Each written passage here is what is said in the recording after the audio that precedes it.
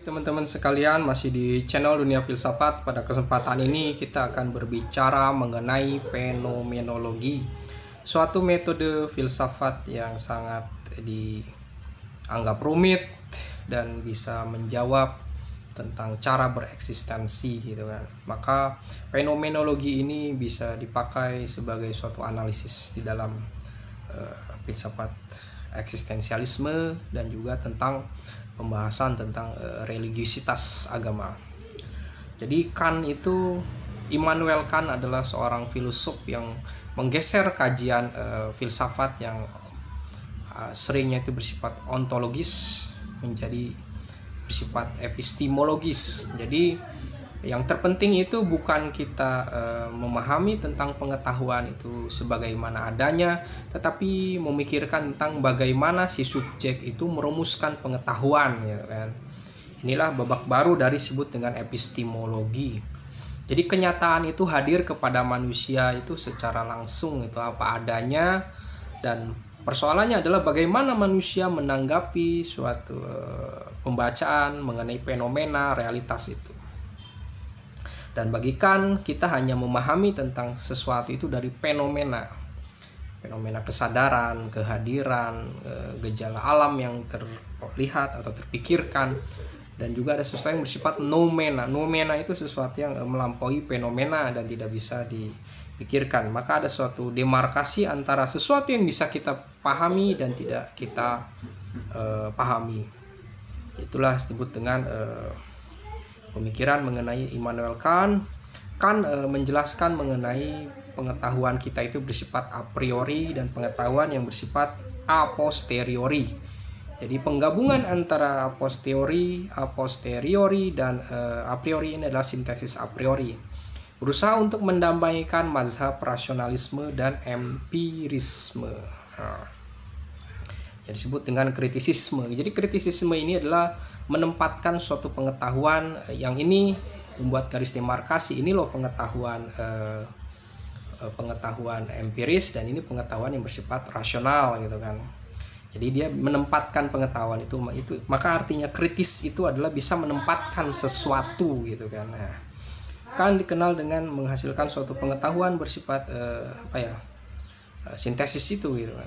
Pengandaian pengetahuan atau pengetahuan transendental, kan bahwa kita mempersepsi sesuatu, lalu hasil persepsi panca indera itu masuk ke dalam pikiran kita. Di pikiran kita itu ada kategori tentang kualitas, kuantitas, modalitas, dan mengolah pengetahuan itu di dalam pikiran kita, dinalar dalam suatu pemikiran yang murni, kemudian kita bicarakan menjadi suatu putusan mengenai suatu menghasilkan suatu proposisi yang menyatakan benar atau tidak salah. Jadi ada suatu proses di dalam manusia untuk menyatakan pendapat, menyatakan benar dan salah itu. Pertama dia mempersepsi sesuatu, dia menganalisis di dalam pikirannya. Di dalam kepala kita ini ada sesuatu yang bersifat kategori-kategori yang bisa menyusun suatu pengetahuan itu. Kemudian pengetahuan ini ya bagi pengkritik selanjutnya itu dianggap kan juga tidak pernah lepas dari subjektivisme dari Descartes gitu kan. Dia tidak lepas juga dari Descartes yang menyatakan bahwa res cogitan, res extensa, subjek itu menentukan suatu pemahaman. Subjek menentukan suatu makna terhadap di luar dirinya gitu kan. Nah, bagi Husserl, bahwa Edmund Husserl, Immanuel Kant masih tidak berangkat jauh dari pemikiran dari Descartes itu, karena dia memikirkan tentang subjek. Baginya ya subjek itulah yang menjadi suatu sentral di dalam pembahasan. Jadi realitas ditentukan oleh subjek yang menalar itu.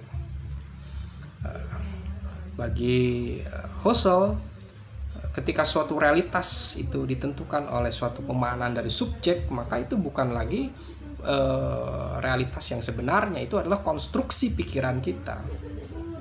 Lewat Descartes berkata, aku berpikir maka aku ada gitu kan. Jadi suatu realitas itu ditentukan oleh pemikiran kita, dan realitas itu adalah pikiran kita gitu kan. Realitas di luar eksternal sana kita anggap itu sebagai suatu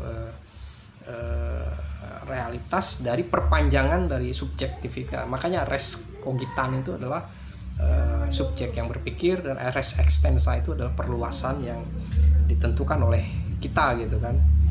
Ini menjadi sesuatu yang bagi Husserl itu bisa menciptakan suatu pembahasan tentang pengetahuan yang bersifat reduktif gitu kan, tidak mendekati realitasnya gitu kan. Makanya Husserl menyatakan kembali kepada sesuatu itu sendiri gitu kan, kembali suatu keinginan dari fenomenologi ingin sampai kepada realitas itu sendiri gitu kan, tanpa bantuan konsepsi gitu kan. Meskipun pada akhirnya Husserl juga membangun suatu konstitusi konsepsi juga tentang realitas gitu kan, apalagi dengan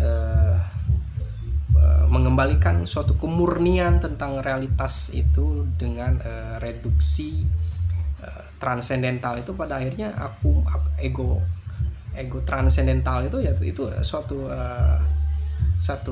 kerja dari si subjek sendiri untuk melihat realitas itu apa adanya.